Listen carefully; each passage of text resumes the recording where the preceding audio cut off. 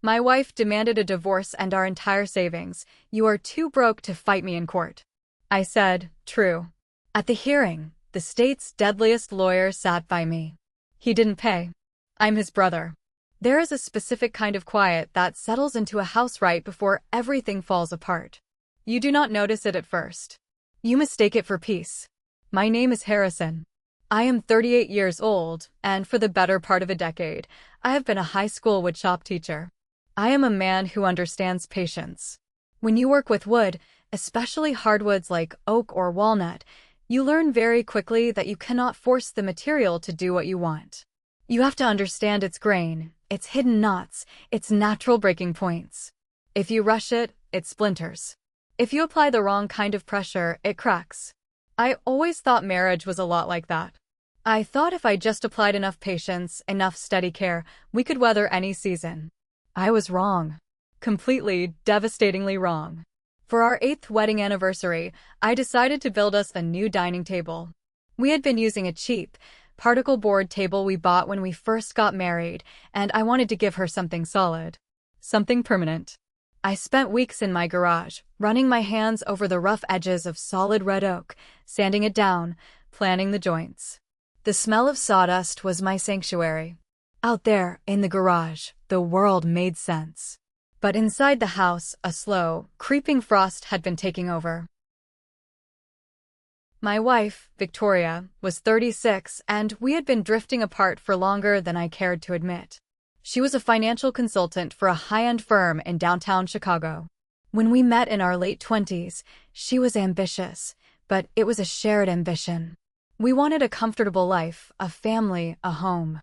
But over the last 2 years, her ambition had mutated into something cold and unrecognizable.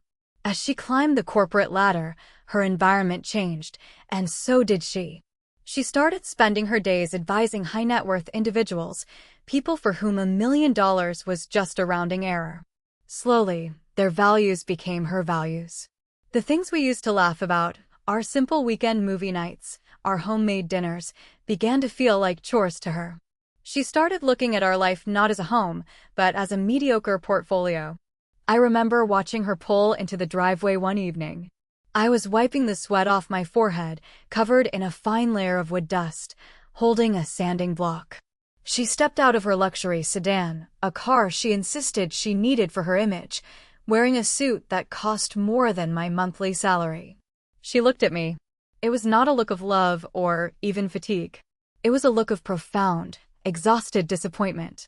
She did not see a husband building a table for their future.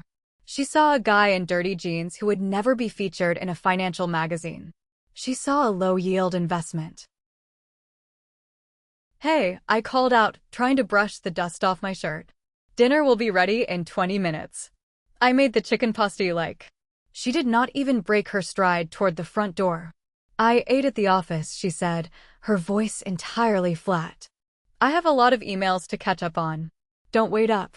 That was how most of our evenings went. Me, working with my hands, trying to build something real. And her, staring at a glowing screen, calculating numbers, moving money around for people she did not even like. I told myself it was just a phase. I told myself her firm was putting too much pressure on her, that she was just stressed. I was a patient man. I could wait out the storm. But I did not realize I wasn't in a storm. I was in a demolition zone. They say hindsight is 20/20, but honestly, looking back, it feels more like looking through a magnifying glass at a tragedy you could have prevented if you weren't so blind. The signs were not just there, they were practically flashing in neon lights. But when you love someone, you become a master at making excuses for them. It started with the small things. Passwords. For 6 years, we knew each other's phone passwords. It was never a control thing, it was just convenience. If my hands were covered in glue in the shop, I would ask her to check my messages. But then, right around the time she got promoted to senior consultant, her phone became a locked fortress. The passcode changed. When I asked her about it casually, she rolled her eyes and gave me a lecture about corporate security protocols and client confidentiality. It sounded logical enough. I let it go. Then came the networking events. 2 or 3 nights a week, she would text me saying she was out at a mixer or entertaining prospective clients. Building the brand, she called it. I would go to bed alone, waking up at 2 in the morning to the sound of her slipping into the bedroom, smelling of expensive wine and a perfume she never used to wear. One Saturday morning, I was gathering our dry cleaning. I checked the pockets of her winter coat, just a habit to make sure no loose change or lipsticks went into the machine. My fingers brushed against a crumpled piece of paper. It was a receipt. The date was a Tuesday night, one of her supposed corporate networking events where she told me she was having boring salads with some female executives. The receipt was from a restaurant downtown, the kind of place that requires reservations a month in advance. The total was $450. But it was not the amount that made my stomach drop. It was the itemized list. 2 steaks. 2 glasses of an incredibly expensive bourbon. It was an intimate dinner for 2. I confronted her about it that afternoon. I held the little slip of paper, trying to keep my voice steady. She didn't flinch. She didn't panic. She just looked at me with this chilling, corporate calmness. "Harrison," she sighed, using the tone you would use on a slow child. It was a prospective client. A very wealthy real estate developer. "You have to spend money to make money. It goes on the corporate card, it gets reimbursed. Stop acting like a paranoid teenager." She made me feel stupid for asking. She turned it around so smoothly that I ended up apologizing for invading her privacy. But then I started noticing the leaks in our own accounts. Small withdrawals from our joint savings. $500 here. $800 there. When I brought it up, she claimed she was transferring it to a high-yield mutual fund to build our retirement, saying the joint account was dead money. I trusted her. She was the financial expert. I was just the guy who taught kids how to use a table saw. Why would I question her math? I was so busy trying to be the supportive, trusting husband that I completely ignored the fact that my wife was slowly, methodically stripping our life down to the studs. I thought I was giving her space to grow her career. I didn't know she was using that space to build a completely separate life, gathering resources to fund her exit strategy. She was a consultant, after all. And she was consulting herself right out of our marriage. The illusion finally shattered on a random Tuesday evening in late March. It was raining, a cold, miserable Chicago rain that chilled you to the bone. I had spent the afternoon putting the final coat of polyurethane on the anniversary table. I was actually excited. I thought maybe we could have a nice dinner on it this weekend, maybe reconnect. I walked into the house, wiping my boots on the mat. The lights were unusually bright. Victoria was sitting at the kitchen table. She was still wearing her sharp, dark blue power suit. Her hair was perfectly styled. She sat perfectly straight, her hands folded neatly in front of her. Resting on the table, right between us, was a thick manila folder. There was no warmth in the room. No smell of dinner. No casual greeting. The air felt heavy, sterile, like the waiting room of a hospital before the doctor comes out to deliver bad news. "Sit down, Harrison," she said. Her voice was steady. Too steady. I sat across from her. I looked at the folder, then up at her face. I searched her eyes for some kind of emotion, sadness, anger, regret, anything human. There was nothing. Her eyes were blank, calculating.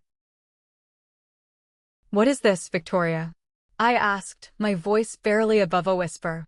"I am filing for divorce," she stated. It wasn't a conversation. It was an announcement. A corporate press release. "It's over."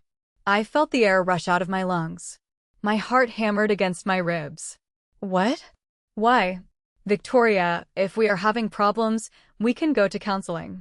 We can work on this." 8 years. She held up a hand, stopping me. "Harrison, please. Let's not make this messy or emotional. We have outgrown each other." "Actually, no. I have outgrown you. I am moving forward in a direction you simply cannot follow. You are content with making birdhouses and earning a mediocre state pension. I want a life. A real life. I have already signed a lease on an apartment downtown. I am moving out tonight." She slid the manila folder across the table toward me. "I have already retained counsel," she continued smoothly, as if reading from a script. "These are my terms. I am taking the house. I know your grandfather helped with the down payment, but my income paid the majority of the mortgage for the last 3 years. I also want 70% of the liquid assets in our joint savings, and I will be requesting spousal support for a transition period of 5 years. I stared at her, horrified. It wasn't just a breakup. It was a hostile takeover. She wanted to leave me with absolutely nothing. She wanted the house I had poured my blood and sweat into repairing. You can't do that, I stammered, my hands shaking. That's everything we have. You make twice what I do. Why would you need spousal support? That is insane. Victoria leaned back in her chair. A smug, pitying smirk slowly crawled across her face. It was the most cruel expression I had ever seen on another human being. Let's be realistic, Harrison, she said, her voice dripping with condescending poison. You're a high school woodshop teacher. You make a decent living, sure, but you are too broke to fight me in court. My lawyer is Richard Thorne. He handles millionaire divorces. He will bury you in legal fees and paperwork before you even see the inside of a courtroom. You can't afford to sue me. You can't afford a real lawyer. So, be a good boy, sign the papers, and walk away before I ruin you completely. I just sat there. I looked at the woman I had loved, the woman I had sworn to protect, and I realized I didn't know her at all. She saw me as weak. An obstacle to be crushed. Her greatest weapon, she thought, was my financial inability to fight back. I let the silence hang in the air for a long, heavy moment. The sound of the rain hitting the window filled the room. I looked at her, feeling a profound, terrifying coldness settle over my soul. You're right, I said quietly. Her smile widened. She stood up, smoothed her skirt, and walked out the door, believing she had just won the easiest war of her life. The 3 weeks following Victoria's departure were a masterclass in psychological torture. They call it emotional bankruptcy, but that doesn't quite capture the physical toll it takes on a person. I stopped sleeping. I would lie awake in our empty bed, staring at the ceiling, my mind running endless, frantic calculations. Every time I closed my eyes, I saw her smug smile. I heard those words playing on a loop. You are too broke to fight me in court. She wasn't wrong. That was the most devastating part. She had weaponized my reality against me. I spent my afternoons after school visiting every law office I could find in the suburban strip malls around Chicago. I sat in cramped, fluorescent-lit waiting rooms, holding my pathetic file of bank statements. Every single lawyer I spoke to gave me the exact same sympathetic, yet hopeless look. Your wife is represented by Richard Thorne, one older attorney asked, taking off his glasses and rubbing his eyes. Son, Thorne is a shark. His firm is famous for bleeding the opposing side dry through endless discovery motions and procedural delays. If you want me to even step into the ring with him, I need a retainer of $15,000 up front. And that is just to get started. By the time this goes to trial, you could be looking at 50 or 60 grand in legal fees. $15,000. I almost laughed. After Victoria had secretly siphoned off our joint accounts, leaving just enough to cover the basic bills so I wouldn't notice, my personal checking account had barely $3,000 in it. I was a teacher. I didn't have stock options or offshore accounts. I had a pension that I couldn't touch for decades. I would drive home from these consultations feeling like I was suffocating. I would walk into the house we had chosen together, the house where I had painstakingly replaced the plumbing, retiled the bathroom, and built the deck, and I knew I was going to lose it all. She was going to take it, sell it, and use the money to fund her new glamorous life downtown. I was failing at work, too. The kids in my shop class noticed. I was distracted, missing safety checks, staring blankly at the blackboard. I felt like a ghost haunting my own life. I was a man who had played by all the rules. I worked hard, I was faithful, I paid my taxes, I supported my wife. And my reward was being legally and financially butchered by someone who had sworn to love me in sickness and in health. She had timed it perfectly. She knew exactly how much money was left. She knew exactly what my threshold for pain was. She expected me to just fold, sign the papers, and move into a cheap, one-bedroom apartment while she walked away with the lion's share of our shared history. One night, exhausted and running on empty, I sat at the kitchen table with a bottle of cheap whiskey and the manila folder she had left behind. I finally opened it. I read through the aggressive, insulting terms Richard Thorne had drafted. It was worse than she had described. They were asking for me to pay her legal fees on top of everything else, claiming I was uncooperative. It was a complete assassination of my character. I threw the papers across the room.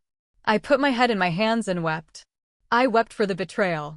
I wept for the unfairness of a system where justice only belongs to those who can buy it. I was cornered, helpless, and completely alone.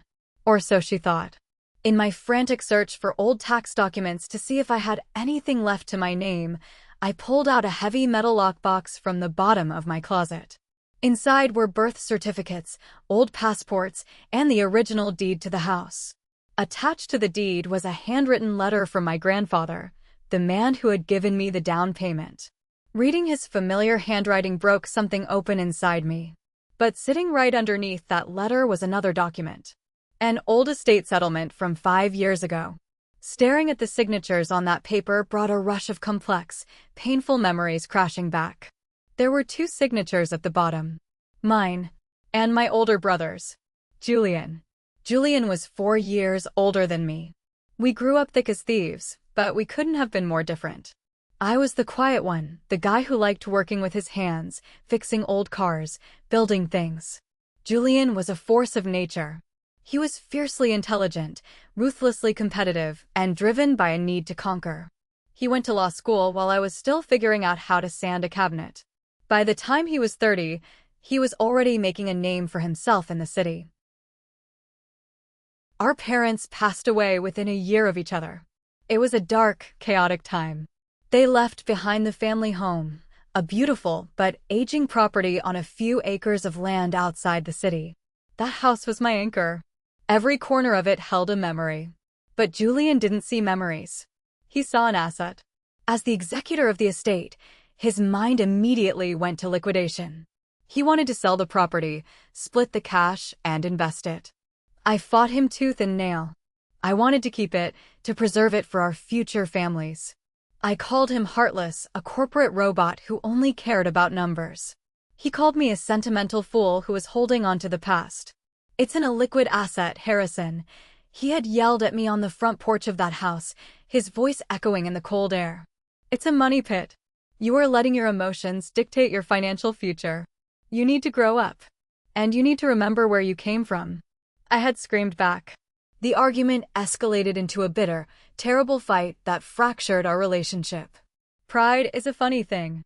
It builds a wall brick by brick until you can't even remember why you started building it, but you refuse to tear it down. We divided the inheritance through lawyers. We stopped calling. We missed each other's birthdays. 5 years of absolute silence. Victoria knew all of this. She had witnessed the tail end of that fallout. She knew that my brother was Julian Sterling, a man who had grown into the most feared, expensive, and utterly ruthless divorce attorney in the state of Illinois. His name made other lawyers sweat. He was a legal predator. But Victoria also knew I hadn't spoken to him in half a decade. In her strategic calculation, my greatest potential asset was completely neutralized by my own stubborn pride. She knew I would rather suffer in silence than admit defeat and crawl back to the brother I had cursed out 5 years ago. She was banking on my ego to secure her victory. Holding that old estate document, I realized how perfectly she had played me. She had mapped out my psychological weaknesses just as thoroughly as she had drained our bank accounts. It was 3 days before the preliminary hearing. The deadline to sign her surrender papers was looming like a guillotine. I was staring down the barrel of a ruined life. I looked around my house, at the walls I had painted, the floors I had laid. I thought about giving the keys to Victoria so she could sell it to the highest bidder. At that moment, the anger finally overtook the despair. I realized that my pride, the very thing that had kept me from calling my brother, was exactly what Victoria was relying on to destroy me.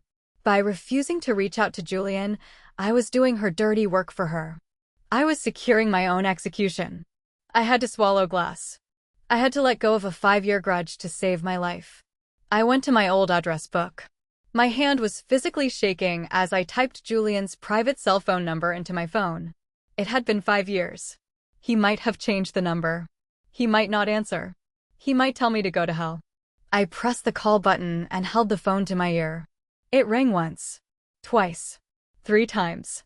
Every ring felt like a heavy stone sitting on my chest. Hello.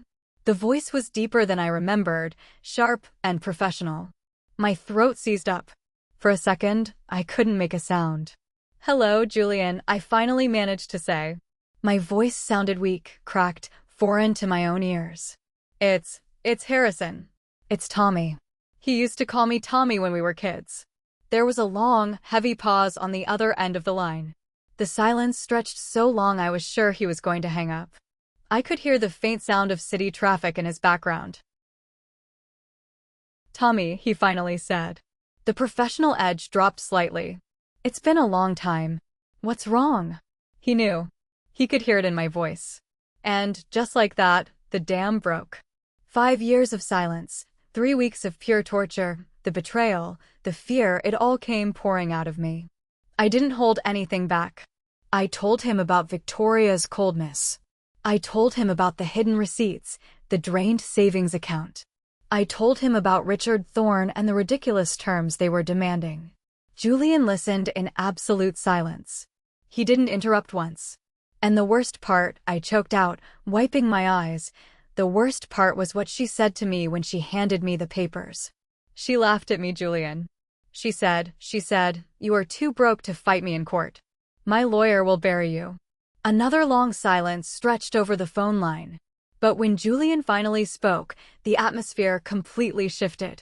The hesitation of an estranged brother was gone. Replaced by it was something I hadn't heard in years, something terrifying and beautiful. It was the sound of a protective older brother. It was the sound of a great white shark smelling blood in the water. She said what? His voice dropped an octave, becoming dangerously quiet. I repeated her words exactly. You are too broke to fight me. I heard the sound of a chair squeaking as if he was standing up abruptly. When is the preliminary hearing? He asked, his tone now pure steel. Next Tuesday, I said. At the downtown courthouse. 9 a.m. Okay. Listen to me very carefully, Tommy, Julian said, his words sharp and authoritative. Do not answer her calls. Do not speak to her lawyer. And, for the love of God, do not sign a single piece of paper. You put on a suit, and you show up at that courtroom on Tuesday. Julian, I don't have the money for your retainer. I know what you charge. I'm wiped out. Did I ask you for a retainer? He snapped, but there was a fierce loyalty behind it. I will clear my schedule. I'll meet you there. The line went dead. I lowered the phone, my heart pounding in my chest with a mixture of terror and an overwhelming, blinding hope. Victoria thought she had disarmed me. She thought she had cornered a poor, lonely woodshop teacher. She had no idea she had just handed me a nuclear weapon. If you're enjoying this story so far, please take a second to hit the like button and subscribe to the channel. Also, drop a comment below and tell me which city you are watching from right now. Every like and comment helps this video reach more people who love a good payback story. Thank you so much for your support. Now, let's get back to the story. The morning of the preliminary hearing arrived with a miserable, freezing rain that felt entirely appropriate for the occasion. The sky over Chicago was a bruised, heavy gray. I drove my 10-year-old truck to the downtown courthouse, the windshield wipers struggling to keep up with the downpour. My hands gripped the steering wheel so tightly my knuckles were white. I was wearing my only suit. It was a dark gray two-piece I had bought off the rack 6 years ago for a friend's wedding. It was a little too tight in the shoulders and a little too loose in the waist, making me feel exactly like the out-of-place, blue-collar teacher Victoria constantly reminded me I was. Walking into that massive limestone building, surrounded by marble floors and echoing hallways, I felt like a lamb walking into a slaughterhouse. I found the designated courtroom on the 4th floor. It was a sterile, impersonal room that smelled faintly of lemon floor wax and old paper. The wooden benches were hard and unforgiving. Victoria was already there. She was sitting at the plaintiff's table, and she looked immaculate.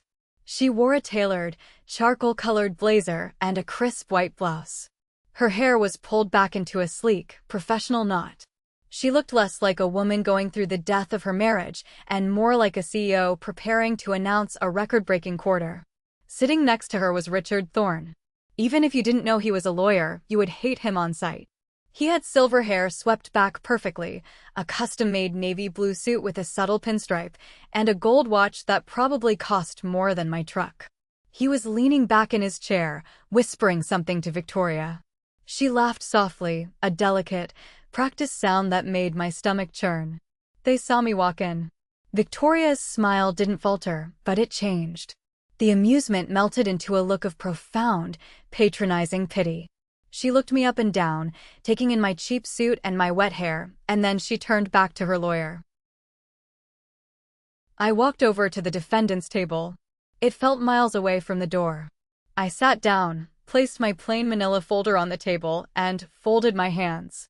I stared straight ahead at the judge's empty bench. A moment later, I heard the heavy footsteps of expensive leather shoes approaching my table. Richard Thorne stopped right next to me. I could smell his cologne, something sharp and citrusy. "Mr. Miller," Thorne said. His voice was smooth, practiced, and dripping with condescension. "I am glad to see you made it through the rain. I trust you've had time to review my client's proposed settlement? It is incredibly generous, all things considered." I didn't look up at him. I kept my eyes fixed on the wooden grain of the table. "Look, Harrison," Thorne continued, dropping the formal title to sound like a fake friend. "Let's not drag this out and make a scene. You are a sensible guy. You teach shop class, right? You know how to measure twice and cut once. Look at the measurements here. If you try to fight this, we will be in litigation for 2 years. The court costs alone will bankrupt you. Sign the papers today. We can make this quick, painless, and you can get on with your life." He was trying to bully me. He was using his presence, his suit, and his intimidating voice to push me into a corner before the judge even walked into the room. I slowly turned my head and looked Richard Thorne in the eye. "I am waiting for my counsel," I said quietly. Thorne actually chuckled. It was a dry, amused sound. "Your counsel? Right. Look, whoever you found working out of a strip mall is going to tell you the exact same thing I am telling you. Save your money, Harrison." He turned on his heel and walked back to Victoria, shaking his head and smiling as if I had just told a very naive, childish joke. I took a deep breath and looked at the heavy oak doors at the back of the courtroom. The clock on the wall ticked toward 9. The bailiff stood up and announced the arrival of the judge. She was a stern-looking woman in her late 50s, with sharp eyes that scanned the room as she took her seat behind the elevated bench. She adjusted her glasses and looked down at the day's docket. "Case number 482, Miller versus Miller," the judge announced, her voice echoing clearly across the silent room. "Are both parties present and represented?" Richard Thorne stood up immediately, buttoning his jacket with a practiced flick of his wrist. "Yes, Your Honor." Richard Thorne representing the plaintiff, Mrs. Victoria Miller. The judge nodded and looked over at my table. She saw me sitting there alone. She frowned slightly. "And the defendant? Mr. Miller, do you have legal representation, or are you proceeding on your own today?" Thorne opened his mouth, ready to pounce, ready to inform the court that I was unrepresented and unprepared. Before he could speak a single word, the heavy oak doors at the back of the courtroom swung open. They didn't just open. They were pushed open with a resounding thud that echoed like a gunshot. Every single head in the room turned. The bailiff stepped forward, his hand resting near his belt, ready to reprimand whoever was causing a disturbance. Walking down the center aisle of the courtroom was my brother, Julian. I hadn't seen him in 5 years, but he hadn't changed. If anything, he had become more imposing. Julian didn't just walk into a room, he occupied it. He was wearing a 3-piece suit tailored from a fabric so dark and rich it seemed to absorb the light around it. He carried a gleaming, hard-shell leather briefcase. His face was a mask of absolute, predatory calm. The atmosphere in the courtroom shifted instantly. It was a physical sensation, like the air pressure dropping right before a massive thunderstorm. A wave of nervous whispers rippled through the gallery where a few other lawyers were waiting for their cases. They recognized him. Julian was a legend in these halls. He was the guy you hired when you wanted to completely obliterate the opposition. He didn't look at the gallery. He didn't look at the judge. His eyes were fixed solely on me. He walked directly to the defendant's table. He stopped right beside me, placed a heavy, reassuring hand on my shoulder, and squeezed it gently. It was a silent message that said, "I am here and nobody is going to hurt you anymore." Then, Julian set his briefcase down on the table. The heavy brass lock snapped open with a sharp, definitive click. I looked over at the plaintiff's table. Victoria's smug expression had been completely wiped away. Her jaw was slack. Her eyes were wide and filled with a sudden, uncomprehending panic. She looked like she had just watched a ghost walk into the room. She knew exactly who Julian was. She knew his reputation. And she knew that he was supposed to hate me. But Richard Thorne looked even worse. All the color had drained from his perfectly tanned face. His confident posture crumbled. He swallowed hard, his eyes darting from Julian to the judge and back again. The self-satisfied shark had suddenly realized he was swimming with a leviathan. Julian leaned down slightly, ignoring the rest of the room. "Traffic was terrible," he whispered to me, the faintest hint of a smile touching the corners of his mouth. Then he straightened his posture. His demeanor shifted instantly from an older brother to a legal executioner. He looked up directly at the judge. "Julian Sterling, Your Honor," he said. His voice was a commanding, resonant baritone that easily filled every corner of the large room. Representing the defendant, Mr. Harrison Miller. The judge's eyebrows shot up toward her hairline. She knew the name perfectly well. Everyone did. A murmur ran through the court staff. Julian then turned his gaze slowly, deliberately, toward the plaintiff's table. He looked at Victoria, who was now gripping the edge of her table so hard her knuckles were white. Then he looked at Richard Thorne, giving the man a cold, terrifying smile that did not reach his eyes. "My sincere apologies to the court for my slight delay," Julian said, his tone dripping with mock politeness. He kept his eyes locked on Victoria. "But as for my client's representation, I want to clarify something right now." He paused, letting the silence stretch until it was almost unbearable. He delivered the line with the precision of a surgeon using a scalpel. "My client does not have to afford me. I am his older brother." The game had just fundamentally changed. Victoria had spent months calculating my weaknesses, isolating me, and pushing me into what she thought was an inevitable surrender. She didn't realize she had just marched blindly into an ambush. Julian didn't wait for Thorne to recover. He reached into his briefcase, pulled out a thick stack of documents bound in heavy black covers, and began the demolition. "Your Honor," Julian continued, his voice sharp and unyielding, "we are formally rejecting every single one of the plaintiff's initial demands. We find them to be predatory, baseless, and filed in absolute bad faith. Furthermore, we are immediately filing a counterpetition." Richard Thorne finally found his voice, though it sounded an octave higher than before. "Objection, Your Honor. This is highly irregular. We submitted a very standard settlement offer. There is nothing standard about attempting to strip a man of his ancestral home and his life savings while concealing gross marital misconduct," Julian fired back, cutting Thorne off completely. "Your Honor," Julian said, turning back to the bench, "we have reason to believe the plaintiff has been systematically hiding assets and acting in severe breach of fiduciary duty to the marriage. We will be seeking a full forensic audit of all marital assets, all bank accounts, and all credit expenditures for the past 5 years. And given the plaintiff's blatant attempt to bankrupt my client through malicious litigation tactics, we will be demanding that she cover 100% of Mr. Miller's legal fees." Victoria let out a small, strangled gasp. Thorne just stood there, stammering, frantically flipping through his own meaningless paperwork. The judge looked from the terrified plaintiff to the towering figure of Julian Sterling.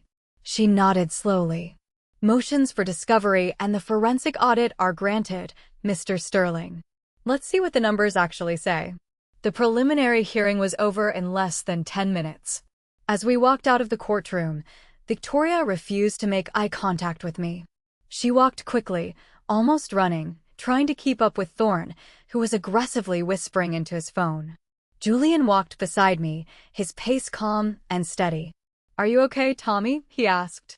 "I am," I said, feeling a weight lift off my chest that I hadn't realized I was carrying. "Thank you, Julian." He stopped and looked at me, his eyes softening just a fraction. "We are just getting started." She wanted a war. Now she has won. The next 3 months were a relentless, terrifying display of legal and financial warfare. My brother Julian did not practice law. He waged total war. He employed a private team of forensic accountants whose sole job in life was to find money that people did not want to be found. Victoria and her lawyer thought they could bury me in paperwork. Julian buried them in an avalanche of discovery motions. He demanded everything. Every bank statement, every credit card receipt, every expense report from her firm, every tax return, every single digital transaction she had made for half a decade. Thorne tried to fight it. He filed motions to block the requests, claiming they were overly broad and designed purely to harass his client. But Julian was relentless. He stood before the judge and systematically dismantled Thorne's arguments, citing inconsistencies in Victoria's initial financial disclosures. The judge, clearly losing patience with Thorne's evasiveness, granted Julian full access. Victoria was legally obligated to hand over the keys to her entire financial life. She had thought she was clever. She had thought a woodshop teacher would never notice the missing money. She had vastly underestimated what happens when a team of ruthless professionals puts your life under a microscope. I didn't have to do much during this phase. I went to work, I taught my classes, and in the evenings, I sat in Julian's high-rise office downtown while he and his team unraveled the massive web of lies my wife had built. It was a strange feeling. I thought I would be angry when I saw the proof, but mostly, I just felt cold and numb. It was like reading a biography of a stranger. Julian's lead accountant, a quiet man named David who rarely blinked, found the first major thread. He discovered a safety deposit box at a bank 3 towns over. It was rented under Victoria's maiden name. When Julian forced a court order to open it, they found over $20,000 in cash and a collection of high-end jewelry I had never seen before.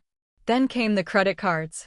David found a massive discrepancy between her declared corporate travel expenses and her actual flight records.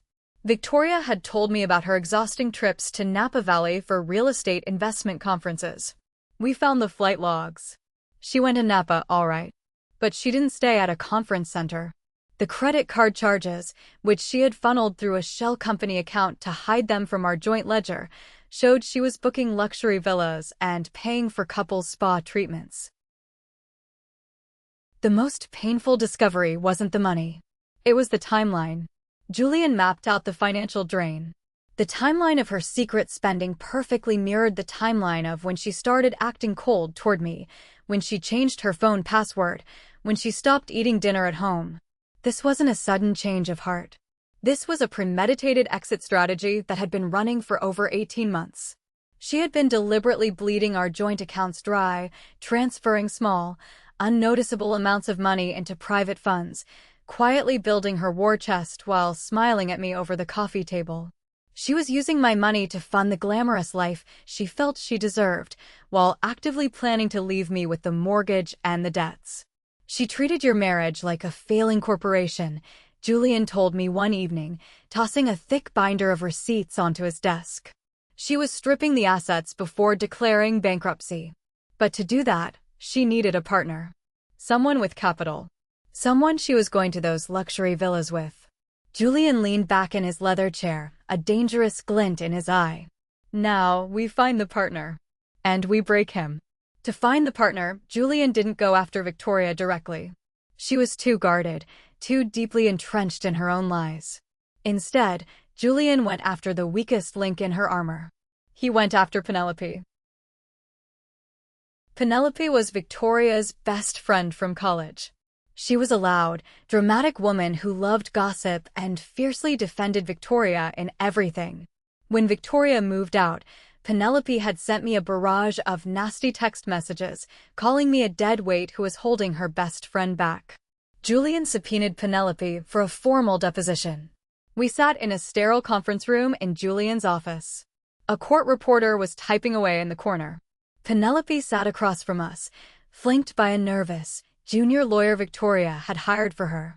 Penelope looked defiant, crossing her arms and glaring at me. Julian, however, was a master of psychological pressure. He didn't yell. He didn't act aggressive. He was frighteningly calm, speaking in a low, measured voice that forced everyone in the room to lean in to hear him.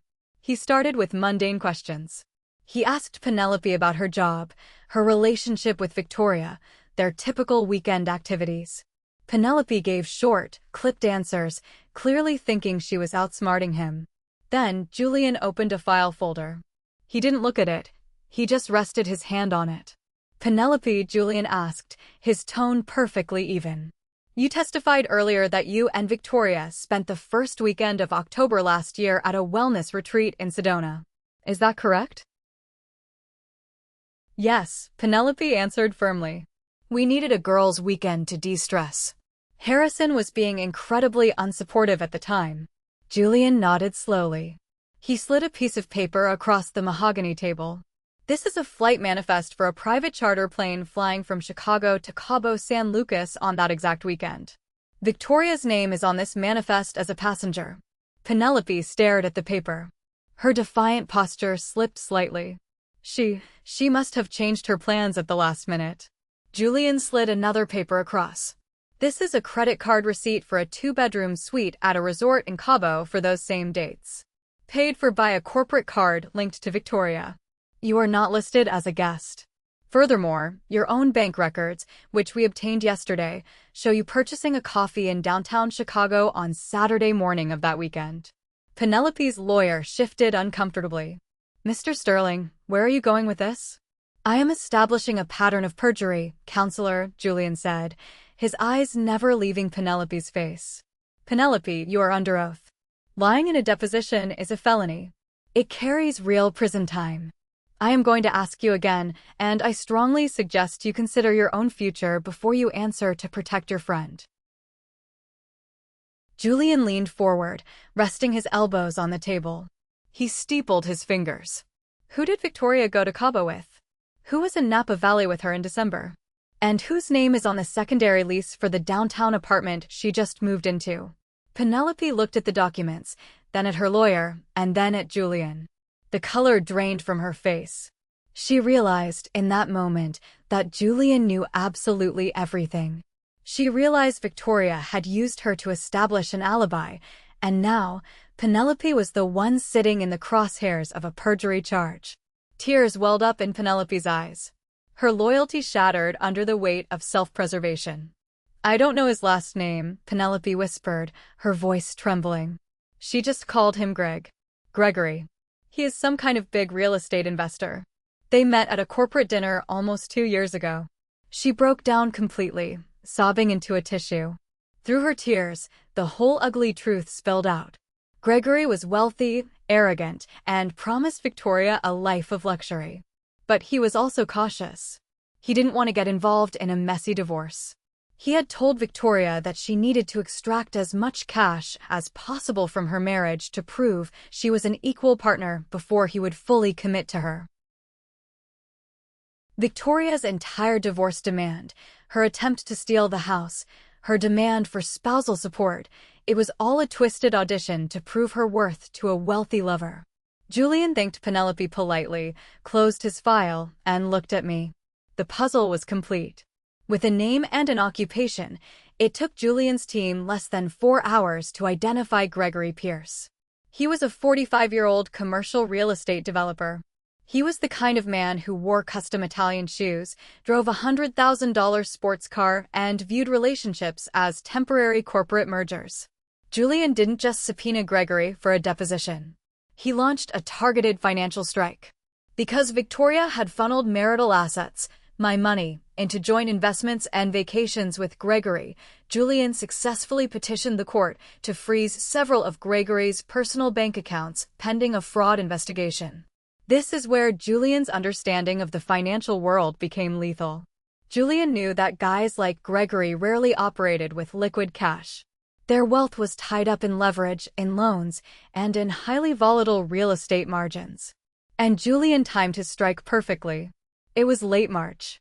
Julian's forensic team had analyzed Gregory's public commercial filings and realized the man was heavily overleveraged on a massive downtown development project. Gregory was facing a massive liquidity crisis. He had a major balloon payment and a margin call due in early April. Specifically, the deadline was April 5, 2026. If Gregory's accounts remained frozen by our court order, he would default on his commercial loans. He would lose millions. He would be ruined. When Gregory Pierce walked into our conference room for his deposition, he did not look like a master of the universe. He looked like a cornered animal. He was sweating. He kept checking his expensive watch. He brought 2 high-priced corporate lawyers with him, but they looked just as nervous as he did.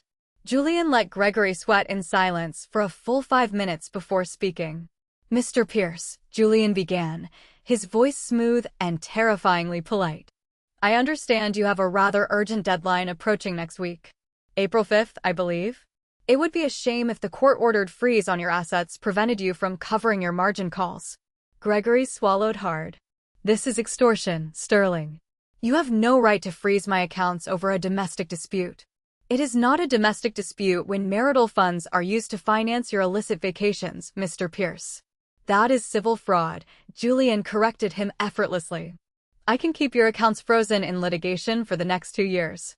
Or, you can tell me exactly what role you played in advising Victoria Miller to defraud my client." Gregory was a man who worshipped money above all else. Faced with the choice of losing his real estate empire or throwing his mistress under the bus, he didn't even hesitate. The loyalty of the wealthy is a very fragile thing when their own pockets are threatened. Gregory cracked. Under oath, with the camera rolling, he confessed to everything. He admitted to the 18-month affair. But more importantly, he admitted to the financial conspiracy. He testified that Victoria was terrified of losing her social standing if she divorced a high school teacher. Gregory admitted that he was the one who instructed Victoria to drain the joint accounts. He told her to demand the house and the spousal support. "I told her Harrison was weak," Gregory said, looking down at his hands, trying to avoid my gaze. "I told her he wouldn't have the stomach or the funds to fight a drawn-out legal battle. I told her to hit him hard and fast, and he would just fold. It was supposed to be easy money." I sat there, listening to this man describe the planned execution of my life as if it were a casual business strategy. They had literally plotted to drive me into poverty so they could use my grandfather's money to buy furniture for their new penthouse. "Thank you, Mr. Pierce," Julian said, closing his notebook with a soft thud. "That will be all. I will have the freeze on your accounts lifted by tomorrow morning. Good luck with your investments." Gregory practically ran out of the room. He had saved his money, but he had handed us the rope to hang Victoria. The final court date, 6 months after this nightmare began, was a pure formality. There was no trial. There was no grand debate. There was only total, unconditional surrender. When we walked into the courtroom for the final time, Victoria looked like a shadow of the arrogant woman who had handed me that manila folder in my kitchen. Her designer suit hung loosely on her frame. She looked exhausted, hollowed out by months of panic and the realization that she had been completely outplayed. Richard Thorne looked thoroughly beaten, avoiding Julian's gaze entirely. Faced with the mountain of indisputable evidence Julian had gathered, the depositions from her best friend and her lover, the forensic accounting reports detailing her embezzlement, and the clear proof of her conspiracy to commit fraud, Victoria had no leverage left. If she went to trial, the judge would likely forward the case to the district attorney for criminal perjury charges. She had to accept whatever terms Julian dictated. And my brother drafted terms that were absolute scorched earth. Victoria didn't just walk away with nothing. She walked away with less than nothing. She was forced to officially relinquish any and all claims to the house. Her demand for 5 years of spousal support was dismissed with extreme prejudice. But the most devastating blow was the financial restitution. Because Julian had meticulously proven that Victoria had spent over $60,000 of marital assets on her affair, on the hidden hotel rooms, the flights, the expensive dinners, and the jewelry, the judge ordered that amount to be considered a debt. Victoria was ordered to repay me the $60,000 directly from her own personal retirement accounts and future earnings. She was also ordered to pay 100% of Julian's exorbitant legal fees, which amounted to a small fortune. She left the marriage not with a payout, but with a massive mountain of debt. The fallout in her personal life was just as fast and brutal. The moment Gregory Pierce walked out of our deposition room, he blocked Victoria's number. He dumped her immediately. He was a man attracted to winners, and Victoria had just suffered a spectacular, humiliating public defeat. Furthermore, he didn't want a woman carrying massive legal debt attached to him. Her friends, including Penelope, distanced themselves from her, disgusted by the lies she had forced them into. The high-end financial firm where she worked quietly let her go a few weeks later, citing a restructuring, but everyone knew it was because her reputation in the city's legal and financial circles was toxic. She lost her fiancé, her house, her savings, her job, and her reputation, all in one swift, crushing blow. All because she underestimated the quiet man she was married to and the family he came from. It was late May when the dust finally settled. The air in Chicago was finally warming up, the trees returning to life. On a Saturday morning, Julian called me. "Meet me at the old house," he said. I drove my truck out to the suburbs, turning down the familiar gravel driveway of our parents' old estate. The house looked a little weathered, the paint peeling in a few spots, the lawn overgrown. It was the house that had been the source of our stupid, stubborn 5-year feud. I found Julian sitting on the wide wooden steps of the front porch. He was wearing jeans and an old sweatshirt, a stark contrast to the terrifying legal armor he wore in the city. He held 2 bottles of beer. He handed me one as I sat down next to him. We didn't talk about the court case. We didn't talk about Victoria or the money or the depositions. We sat in comfortable silence for a long time, looking out at the yard where we used to throw a football until it was too dark to see. Finally, Julian took a sip of his beer and looked at the wooden planks of the porch. "I was wrong, Tommy," he said quietly. I looked at him, surprised. Julian Sterling rarely admitted he was wrong about anything. 5 years ago, he continued, gesturing to the house. I was so focused on the money, on the asset, on liquidating everything to move forward. I forgot what this place actually was. It's not a portfolio. It's our foundation. It's our home. I shouldn't have tried to force you to sell it. I shook my head, feeling a knot loosen in my chest. I was wrong, too, Julian. I was so stuck in the past, so desperate to hold on to ghosts, I couldn't see that a house doesn't mean anything if the family inside it is broken. I let my pride keep me from my brother for 5 years. We clinked our bottles together. It was a simple gesture, but it closed a massive, painful chapter in our lives. We decided not to sell the house. We decided to keep it together. Over the next few months, we spent our weekends out there, side by side. I brought my tools, and Julian brought his surprisingly terrible carpentry skills. We repaired the rotting wood on the porch. We painted the bedrooms. We brought the old place back to life. It wasn't a memorial to the dead anymore. It was a project for our future. Victoria's parting shot to me was that I was too broke, too weak, and too alone to fight her. Her greed, her arrogance, and her absolute belief that I was an isolated victim were the exact things that forced me to make the phone call that brought my brother back into my life. She thought she was isolating me and leaving me with nothing. But as I stand on this porch today, with my home secure and my older brother by my side, I realize she inadvertently gave me the greatest gift possible. She gave me my family back. Looking back, my brother completely destroyed her life, both financially and socially. Some of our old mutual friends said we took the revenge too far and should have just let her walk away with nothing rather than leaving her in debt.